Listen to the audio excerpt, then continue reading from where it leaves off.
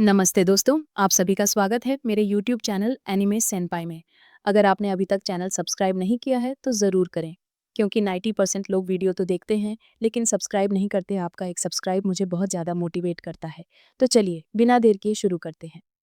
Cafe में coffee और dragon fruit की खुशबू अभी भी थी, पर आयशा की भारी आवाज़ ने माहौल को एकदम कोल्ड और सीरियस बना दिया। बहनों के मिलन की वो हंसी मजाक वाली एटमॉस्फेयर एक पल में चकनाचूर हो गई। रोज थोड़ा आगे की ओर झुकी, उसके चांदी जैसे बाल कंधों पर बिखर गए। वो अपनी बहन के स्वभाव को अच्छे से जानती थी। दीदी कभी भी अपनी पहचान छुपाकर इनकॉग्निटो स्काई सिटी नहीं आती जब तक कि बात पूरे ड्रैगन क्लान के वजूद पर न आ जाए। उसने अपनी दीदी की लाल आंखों में देखते हुए सीधे सवाल किया, कॉन्स्टेंटीन, उसने अब क्या नई चाल चली है? ईसा अपनी सीट पर सीधी होकर बैठी और धीरे से अपना कॉफी कप मेज पर रखा। उस शांत कमरे में कप के टकराने की आवाज़ बहुत तीखी लगी। उसने एक पल के लिए अपनी आंखें बंद कीं और जब खोलीं तो उनमें केवल गंभीरता थी। उसके शब्द किसी हथौड़े की तरह उन दोनों के दिल पर लगे। 4 छोटे क्लानों को हड़पने के बाद कॉन्स्टेंटीन की भूख अब आउट ऑफ कंट्रोल हो गई है। पिछले कुछ दिनों से वो विंड ड्रैगन क्लैन के बॉर्डर पर बार-बार उकसाने वाली हरकतें कर रहा है। शायद उसका अगला निशाना वही है। सिर्फ 6 महीनों के अंदर कॉन्स्टेंटीन ने बिजली की तेजी और क्रूरता से 4 छोटे क्लानों को अपने में मिला लिया था। वो ड्रैगन क्लानों के बीच बरसों से चले आ रहे बैलेंस ऑफ पावर को खत्म कर रहा था। इस बार उसने विंड ड्रैगन क्लान जैसे मजबूत कबीले पर नजर गड़ाई थी, जो पुराने पावरफुल घरानों को एक खुली चुनौती थी। ये सुनते ही रोज की आंखें फटी की फटी रह गईं। विंड ड्रैगन क्लैन, वो तो एक प्राचीन और शक्तिशाली क्लैन है। वो उन छोटे क्लानों जैसा नहीं है जिन्हें उसने पहले निगला था। अगर कॉन्स्टेंटीन को लगता है कि वो उन्हें हरा देगा, तो उसकी भूख ज़रूरत से ज़्यादा बड़ी है। रोज़, जो खुद सिल्वर ड्रैगन सैंक्चुरी की क्वीन रह चुकी थी, जानती थी कि विंड ड्रैगन क्लान कितना ताकतवर है। उनके पास हज़ारों साल पुराना डिफेंसिव बैरियर और एक तगड़ी वॉरियर फोर्स थी। लेकिन ईसा की आंखों में एक अलग ही संकल्प था। उसने बताया, मेरा रेड ड्रैगन सैंक्चुरी और विंड ड्रैगन की ज़मीन मिलकर एक म्यूचुअल डिफेंसिव लाइन बनाते हैं। अगर विंड ड्रैगन क्लैन गिरा, तो मेरा इलाका सीधे कॉन्स्टेंटीन की सेना के सामने आ जाएगा। इसीलिए विंड ड्रैगन किंग ने मुझसे मदद मांगी है, ताकि हम मिलकर कॉन्स्टेंटीन को रोक सकें। रोज़ सन्न रह गई। उसने फिक्र भरी आवाज़ में कहा, दीदी, अगर आप इसमें घसीटी गईं, तो वहाँ से बाहर निकलना मुश्किल होगा। उसे डर था कि अपनी प्रेगनेंसी की वजह से वो अपनी बहन की कोई मदद नहीं कर पाएगी और सिर्फ एक बोझ बनकर रह जाएगी। मलकेई ने शांति से अपनी कॉफ़ी की चुस्की ली और अटल संकल्प के साथ बोली, मैं बस हाथ पर हाथ धरे नहीं बैठ सकती। अगर वो गिरे तो अगला नंबर मेरा होगा। रोज़ ने घबराकर तुरंत कहा, दीदी, मैं अपनी कुछ सिल्वर ड्रैगन की फौज आपकी तरफ भेज देती हूँ। भले ही वो सीधे युद्ध न लड़ें, पर पीछे के बॉर्डर्स की रखवाली तो कर ही सकते हैं। ईसा ने बस मुस्कुराकर हाथ हिलाया। वो अपनी प्रेग्नेंट बहन को इस खतरनाक जंग के बीच नहीं लाना चाहती थी। उसने साफ मना कर दिया, नहीं, इसकी कोई ज़रूरत नहीं है। मैं विंड ड्रैगन क्लान के साथ हाथ मिला लूंगी ताकि उस पर दबाव बनाया जा सके। कॉन्स्टेंटीन कोई बेवकूफ़ नहीं है। जब उसे पता चलेगा कि विंड ड्रैगन के पीछे मेरा रेड ड्रैगन सैंक्चुरी खड़ा है, तो वो हमला करने की हिम्मत नहीं करेगा। आयशा की बातों में एक अलग ही कॉन्फिडेंस था, जैसे सब कुछ उसके कंट्रोल में हो। वो अपनी बहन को दिलासा दे रही थी कि घबराने की बात नहीं है। दूसरी तरफ लियोन की कॉफ़ी कप की ठंडी हो चुकी थी। वो चुपचाप बैठा दोनों बहनों की बातें सुन रहा था, पर उसके दिमाग में एक अलग ही तूफान चल रहा था। युद्ध फिर से आने वाला है। उसने खिड़की के बाहर स्काई सिटी की चहल पहल देखी, सब कितना शांत और सुकून भरा लग रहा था। लेकिन उसकी आंखों के सामने तो सिर्फ युद्ध की लपटें और पुराने तबाह हो चुके मैदानों के मंजर घूम रहे थे। ये वो पास्ट था जिसे वो पीछे छोड़ना चाहता था। इंसान हो या ड्रैगन, बेहिसाब लालच की वजह से हमेशा जंग ही होती है। लियोन ने एक ठंडी आह भरी। कभी वो इंसान साम्राज्य का सबसे खतरनाक और निडर ड्रैगन स्लेयर हुआ करता था। उसे सिखाया गया था कि यह दुनिया एक बहुत बड़ी मशीन है और हम उसमें लगे छोटे छोटे पुर्जे मात्र हैं। उसने अनगिनत खून से सने युद्ध लड़े थे। पीछे जलते हुए शहर और सामने दहाड़ते ड्रैगन, उसकी तलवार हमेशा ड्रैगन के खून से रंगी रहती थी। उसने कभी सवाल नहीं किया कि इस जंग का मतलब क्या है, या उसकी तलवार से मरने वाले ड्रैगन सच में बुरे थे या नहीं। वो तो बस एक वफादार पुर्जा बनकर अपने साम्राज्य के ऑर्डर्स फॉलो करता रहा। लेकिन फिर उसे मिला धोखा। जिस साम्राज्य की रक्षा के लिए उसने अपनी जान दांव पर लगा दी, उसी के लोगों ने उसकी पीठ में छुरा घोंप दिया। वो दर्द उसे आज भी महसूस होता था। ये सोचते ही लियोन की पकड़ कॉफी कप पर इतनी मजबूत हो गई कि उसकी उंगलियां सफ़ेद पड़ गईं। उसे आज तक समझ नहीं आया कि जो इंसान सिर्फ अपनी ड्यूटी कर रहा था, उसे मारने की साजिश क्यों रची गई। क्या वो इतना हाई एफिशिएंसी कॉक बन गया था कि किसी के रास्ते का रोड़ा बन रहा था। उसने मन ही मन सोचा, जिस दिन मुझे उस बुज़दिल चूहे का पता चला जिसने मुझे फंसाया था, मैं उसे जान से मार दूंगा। लियोन के अंदर का गुस्सा और उसकी ऑरा में बदलाव को रोज ने तुरंत भांप लिया। उसने लियोन की तरफ मुड़कर बड़ी फिक्र से पूछा, क्या हुआ? सब ठीक है? उसकी आवाज़ सुनते ही लियोन अपनी कड़वी यादों से बाहर आ गया। उसने तुरंत अपनी नफरत को छुपाया और एक हल्की मुस्कान के साथ हाथ हिलाते हुए बोला, हाँ हाँ, कुछ नहीं, सब ठीक है। आखिरकार उनके मिलने का वक्त खत्म हुआ। जब तीनों कैफे से बाहर निकले तो दोपहर की धूप अभी भी गुनगुनी थी। आयशा अब रेड ड्रैगन सैंक्चुअरी के लिए निकलने वाली थी। उसने रोज की तरफ बड़े प्यार और थोड़ी हिचकिचाहट के साथ देखा और उसे चेतावनी देते हुए कहा, अपना अच्छे से ख्याल रखना। अगर हालात थोड़े शांत हुए तो मैं तुमसे मिलने फिर आऊंगी।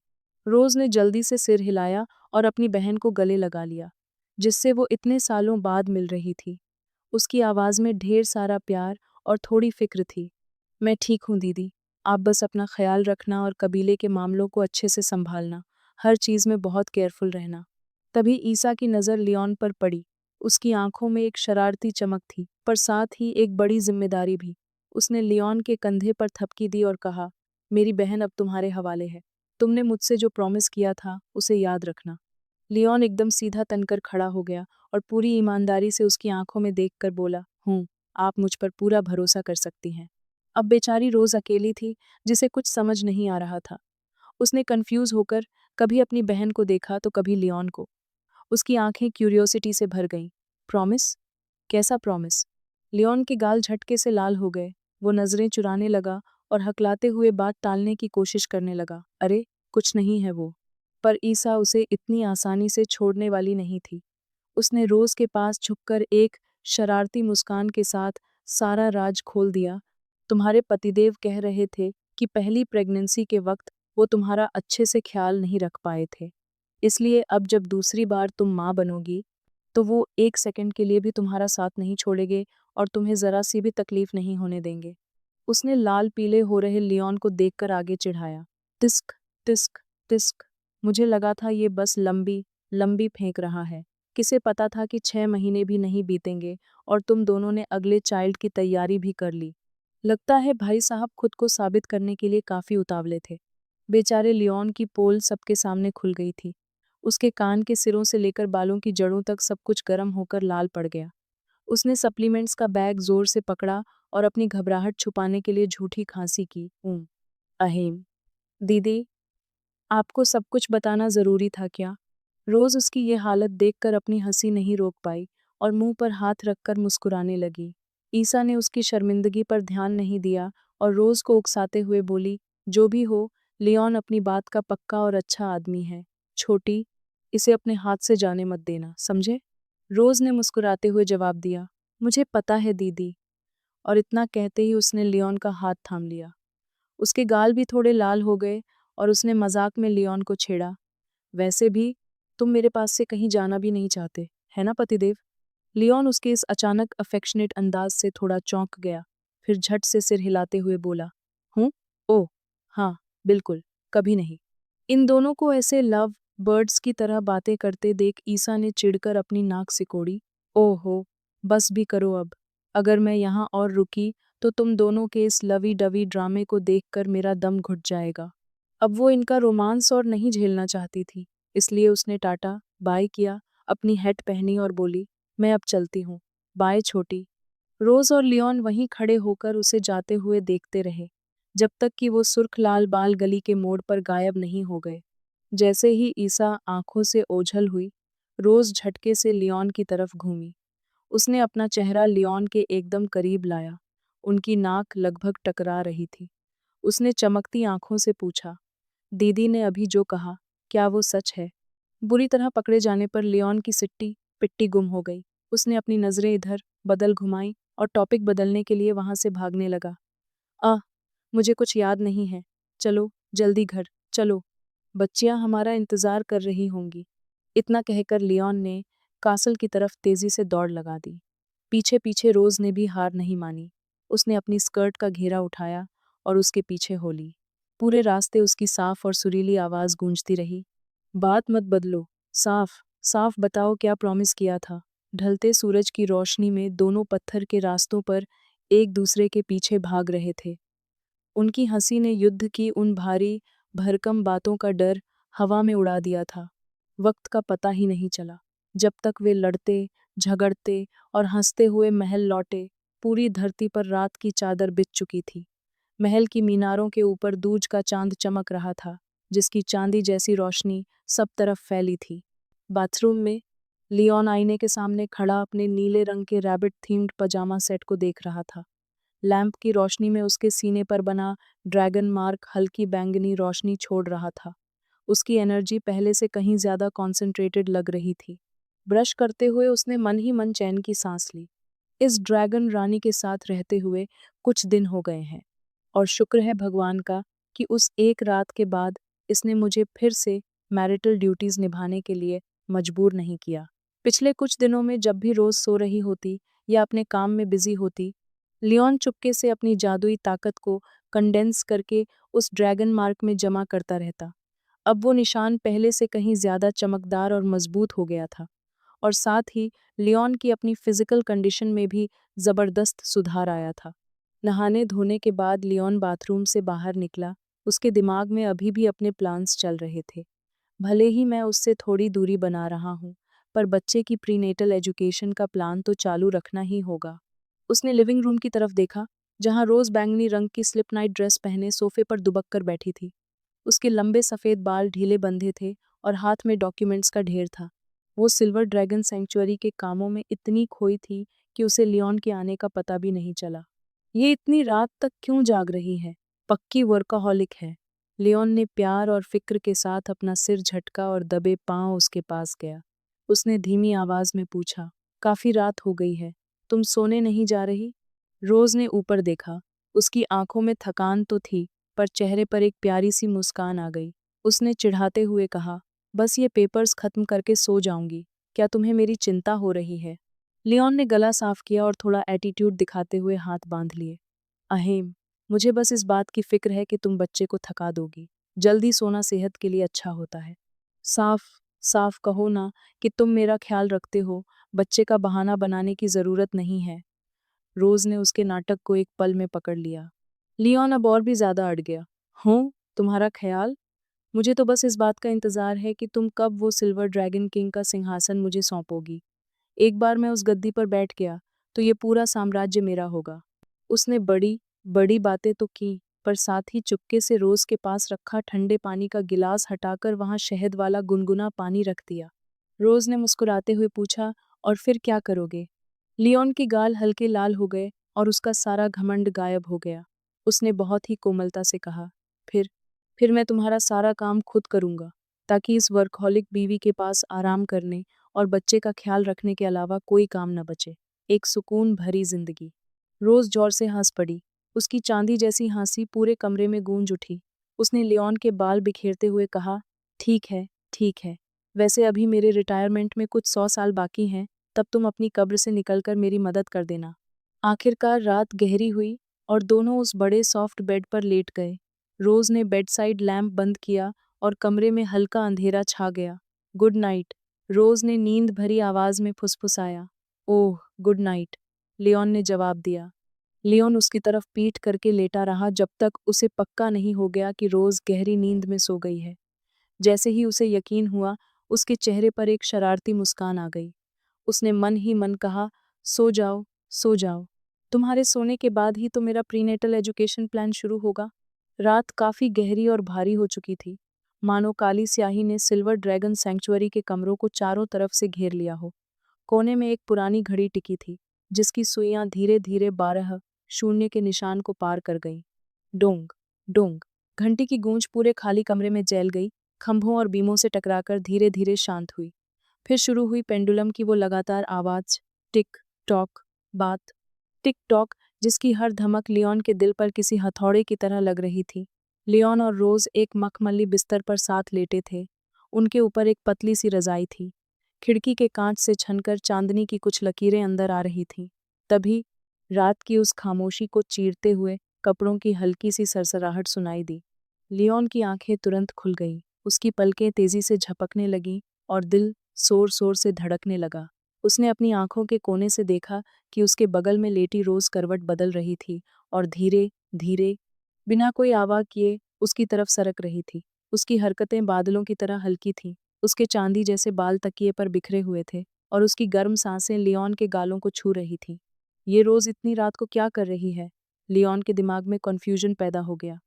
उसे तो शक होने लगा कि कहीं इस चालाक ड्रैगन ने उस पर कोई अजीब सा जादू तो नहीं कर दिया, वरना उसका दिल इतनी तेजी से क्यों धड़क रहा था और कान क्यों जल रहे थे। अभी वो ये सोच ही रहा था कि रोज की आवाज उसके कानों में पड़ी, एकदम कोमल और हल्की, जिसमें थोड़ी सी क्यूरियोसिटी छिपी थी। लियोन, क्या तुम सो गए हो? लियोन ने गहरी नींद का नाटक करते हुए अपने होंठ भींच लिए। उसके दिमाग में रोज की पिछली कुछ अजीब हरकतें घूमने लगीं। उसने मन ही मन एक ठंडी सांस ली और सोचा कि पहले देखते हैं कि इसके दिमाग में क्या स्कीम चल रही है। उसने अपनी आंखें बंद रखीं, जैसे वो गहरी नींद में हो। भले ही लियोन लेटा हुआ था, पर उसके सारे सेंसेस एकदम एक्टिव हो चुके थे। उसे अपनी गर्दन पर रोज के एक एक बाल का एहसास हो रहा था। उसके शरीर की गर्माहट लियोन को महसूस हो रही थी। काफी देर बाद लियोन ने अपने गले से एक दबी हुई सी आवाज निकाली, जैसे वो सच में रोज के जादू में फंस गया हो। ये आवाज सुनते ही रोज के चेहरे पर एक चालाक मुस्कान आ गई और उसकी आंखों के कोने थोड़े ऊपर उठ गए। वो और करीब आई और धीरे से फुसफुसाई, हूँ, लगता है इस बार मेरा तरीका काम कर गया। बाहर से तो लियोन एकदम शांत था, पर अपने दिमाग में वो खुद को एक नन्हा शैतान समझ रहा था जो इस ड्रैगन को अपने इशारों पर नचा रहा हो। उसने मन ही मन तंज कसा, हूँ, कितनी बचकानी है ये। किस्मत अच्छी है कि ये ड्रैगन स्लेयर एक कदम आगे है। मैं तुम्हारी चालों में नहीं फंसने वाला। अगर तुम ये छोटे मोटे गेम्स खेलना चाहती हो तो मैं भी मज़े लूँगा। लेकिन अगले ही पल रोज़ का अंदाज़ एकदम से बदल गया। उसकी वो शरारत गायब हो गई और उसकी जगह एक हल्की सी घबराहट और बेचैनी ने ले ली। रोज़ की आवाज़ थोड़ी काँप रही थी, जिसमें एक अनजाना डर और हिचकिचाहट थी। उसने पूछा, लियोन, जो वादा तुमने मेरी बहन से मेरी रक्षा करने का किया था, क्या वो सच था? अभी भी सोने का नाटक करते हुए लियोन ने बड़े ही शांत पर फर्म लहजे में जवाब दिया। उसका एक एक शब्द साफ था, हाँ, वो सच था। मैं अपनी जान की बाजी लगाकर भी तुम्हारी हिफाजत करूंगा। ये सुनते ही कमरे में सन्नाटा छा गया। रोज के गालों पर एक प्यारी सी लाली दौड़ गई। उसकी आंखों में यकीन और एक बेपनाह उम्मीद झलक रही थी। वो बार बार खुद से फुसफुसाई, क्या लियोन सच में मेरी इतनी परवाह करता है? काफी देर बाद रोज ने फिर से एक सवाल किया। उसका सवाल एक बहुत ही कॉशियस कोशिश जैसा था, लेकिन हम तो दुश्मन हैं। तुम अपने दिल से गद्दारी किए बिना एक दुश्मन के लिए ऐसी फीलिंग्स कैसे रख सकते हो? लियोन ने धीरे से अपनी एक आंख खोली। उसकी आवाज़ गहरी और दमदार थी। मेरे दिल में तुम बहुत पहले ही दुश्मन से कुछ और बन चुकी हो। तुम मेरी पत्नी हो, मेरा इकलौता प्यार हो। उसने अपनी बातों पर जोर देते हुए कहा, तुम वो हो जिसकी रखवाली मैं अपनी पूरी जिंदगी करना चाहता हूँ। ये शब्द रोज के कानों में किसी धमाके की तरह गूंजे। उसकी आंखें फटी की फटी रह गईं, जैसे उसे अपने कानों पर यकीन ही न हो रहा हो। दूसरी तरफ लियोन बाहर से तो एकदम शांत दिख रहा था, पर अंदर ही अंदर वो जीत की खुशी से झूम रहा था। उसे ऐसा लग रहा था जैसे उसने कोई बहुत बड़ा मुकाबला जीत लिया हो। वो मन ही मन खुश हो रहा था। क्यों? अब छूट रहे हैं ना पसीने। शर्मा रही हो और रोने वाली हो गई हो। उसने खुद को रानी के किसी पर्सनल मेंटोर की तरह इमेजिन किया, जो हाथ में स्केल लिए रोज को चिढ़ाते हुए कह रहा हो, महारानी, क्या अब आपको अपने टीचर से सीखना पड़ेगा कि अपने दुश्मन को बातों में कैसे फंसाते हैं? लियोन की बातें सुनकर रोज को खुद को संभालने में काफी वक्त लगा। उसने धीरे से अपना सिर उठाया। उसकी बैंगनी आंखों में उम्मीद और बेचैनी का मिक्सचर था। उसने दबी आवाज में पूछा, तो मेरे लिए तुम्हारी ये फीलिंग्स कब बदलनी शुरू हुई? उसके लगातार सवालों को देखकर लियोन के चेहरे की मुस्कान और गहरी हो गई, जो रोज को नहीं दिख रही थी। उसने अपनी आंखें बंद रखीं और बड़े ही लेजी अंदाज में बोला, बहुत पहले से। ये सुनकर रोज ने अंदाजा लगाना शुरू किया। बहुत पहले, मतलब कब? क्या वो हमारी स्काई सिटाडेल वाली डेट थी? लियोन ने धीरे से मना कर दिया। नहीं। रोज फिर भी पीछे नहीं हटी और पूछती रही, तो क्या वो हॉट स्प्रिंग वाला वक्त था? लियोन का लहजा अभी भी एकदम कूल एंड काम था। नहीं, तब भी नहीं। जैसे ही लियोन ने ये कहा, रोज की उंगलियां गुस्से में भिंज गईं। उसकी बेचैनी बढ़ती जा रही थी और वो बस पूछने ही वाली थी कि आखिर कब। तभी उसकी नज़र अचानक कोने में रखी घड़ी पर पड़ी। उसकी बैंगनी आंखें फटी की फटी रह गई। उसके दिमाग में जैसे बिजली कौंधी। ये क्या हो रहा है? पिछली बार जब हमने ट्रूथ और डेयर खेला था तो वो रात के 2:21 पर ख़त्म हो गया था। अभी 2:23 हो रहे हैं और ये अभी भी मेरे सवालों के जवाब दे रहा है। अगले ही पल रोज़ को समझ आ गया। इसका मतलब ये बास्टर्ड शुरू से ही सोने का नाटक कर रहा था। उसने गुस्से में अपना निचला होंठ चबाया और सोचा, ठीक है, अब मैं भी इसके साथ खेलूंगी। उसने एक गहरी सांस ली और लियोन को तंग करने के लिए हजारों प्रैंक्स उसके दिमाग में घूमने लगे। रोज जानबूझकर लियोन के और करीब झुकी और अपनी आवाज को एकदम कोमल और शरारती बनाते हुए बोली, ओह, तो क्या वो प्योर इंटेंट के बाद हुआ था? लियोन अभी भी खुद को संभालने की कोशिश कर रहा था। उसने भारी आवाज में मना किया, नहीं। उसे इस हालत में देखकर रोज ने झूठा अफसोस जताते हुए आह भरी। कितने दुख की बात है। मुझे लगा शायद वो बनी गर्ल आउटफिट की वजह से था। फिर उसने आखिरी किलिंग ब्लो दिया। सच तो ये है कि मैं कल सुबह तुम्हें बनी गर्ल आउटफिट पहनकर सरप्राइज देने वाली थी। ये शब्द लियोन के लिए किसी बिजली के झटके जैसे थे। उसका सारा नाटक एक पल में चकनाचूर हो गया। उसका पूरा ध्यान अब उसके कानों पर था। शरीर एकदम तन गया और दिल में खुशी की लहर दौड़ गई। भाई साहब, इतना बड़ा ट्रीट मिलने वाला है। लियोन के दिमाग में कल्पनाओं के घोड़े दौड़ने लगे। वो इमेजिन करने लगा कि रोज उस ड्रेस में कैसी लगेगी। लाख कोशिशों के बाद भी उसके होठों के कोने ऊपर की तरफ उठने लगे। वो मुस्कुराने ही वाला था। पीछे से रोज खुद से बात करने का नाटक करते हुए बुदबुदा रही थी, मैंने वो ड्रेस कहाँ रख दी? बहुत टाइम हो गया है। पता नहीं अब फिट आएगी भी या नहीं। जैसे जैसे रोज बोल रही थी, लियोन के दिल की धड़कनें तेजी से भागने लगीं। उसे पीछे से कपड़ों की हल्की सरसराहट सुनाई दी, जैसे वो सच में ड्रेस ढूंढने जा रही हो। अब लियोन से और रहा नहीं गया। उसके दिल ने जोर से चिल्लाकर कहा, ये सच में वो ड्रेस पहनने वाली है। आखिरकार उसकी क्यूरियोसिटी उसकी सावधानी पर भारी पड़ गई। लियोन ने सोचा, शायद बस एक छोटी सी झलक देख लेता हूँ। बस एक बार। अभी ये ख्याल उसके दिमाग में आया ही था कि वो पीछे मुड़कर देखने लगा। पर जैसे ही वो मुड़ा, उसके होश उड़ गए। बगल वाली जगह एकदम खाली थी। लियोन वहीं जम गया। उसके दिमाग में कन्फ्यूजन दौड़ने लगा। हूँ, वो कहाँ गई? तभी अचानक उसे पीछे से एक जानी पहचानी ऑरा महसूस हुई, जिसमें एक हल्की सी ठंडक थी। लियोन की गर्दन पर एक सिहरन दौड़ गई और पीठ पर ठंडा पसीना आ गया। उसका दिमाग एकदम ठिकाने आ गया और एक ही ख्याल आया, शिट, मैं तो बुरी तरह फंस गया। उसने झटके से ऊपर देखा तो सामने रोज खड़ी थी। उसके चेहरे पर एक मुस्कान थी, ठंडी पर बहुत ही चालाकी से भरी हुई। उसका चेहरा भले ही सख्त दिख रहा था, पर उसकी आवाज़ शहद जैसी मीठी थी। उसने एक एक शब्द चबाकर कहा, आखिरकार तुम जाग ही गए हस्बैंड। लियोन के माथे पर पसीना आ गया और उसके दिमाग में बस एक ही बात गूंज रही थी, क्रैप। उसने सफाई देने के लिए मुंह खोला ही था, पर रोज ने उसे कोई मौका नहीं दिया। रोज ने अपनी स्टॉकिंग क्लैड जांग ऊपर उठाई और घुटने के एक झटके से लियोन की कलाई को बिस्तर पर दबा दिया।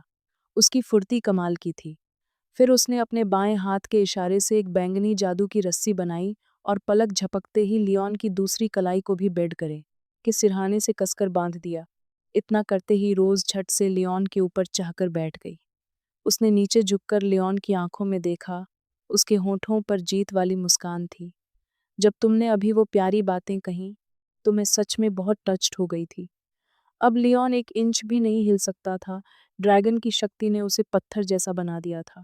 लियोन की नजरें घबराहट में इधर उधर भागने लगी। उसने हकबकाते हुए कहा, मेरी हिम्मत नहीं कि मैं हिलूं भी। उसकी ऐसी हालत देखकर रोज और करीब आ गई। उसने अपना एक हाथ लियोन के कंधे पर जोर से पटका और उसकी आंखों में आंखें डालकर मुस्कुराते हुए पूछा, मेरी सिल्वर ड्रैगन सैंक्चुरी में ऐसी कौन सी चीज है जो प्रिंस लियोन करने की हिम्मत नहीं रखते? लियोन की आंखें पागलों की तरह घूमने लगीं। वो तेजी से सिर हिलाकर सफाई देने लगा। उसकी आवाज में साफ पैनिक था। ये बस एक बहुत ही खूबसूरत गलतफहमी है। तुम्हें मेरी बात सुननी होगी, ओके? ये सुनकर रोज थोड़ा और आगे झुकी, यहाँ तक कि उनकी सांसें एक दूसरे से टकराने लगी। पर उसका लहजा अचानक एकदम कोमल हो गया। अपनी बैंगनी आंखों में नकली प्यार भरते हुए उसने धीरे से कहा, मैं सुनूंगी पतिदेव, आप जो भी कहेंगे मैं सब सुनूंगी। सिल्वर ड्रैगन सैंक्चुरी की वो रात अब और भी गहरी और दिलचस्प होती जा रही थी। पर्दों की दरार से चांदनी छनकर आ रही थी, जिससे फर्श पर चांदी जैसी चमक बिखरी हुई थी। लियोन की कलाइयां उन स्टॉकिंग्स से बुरी तरह बंधी हुई थीं।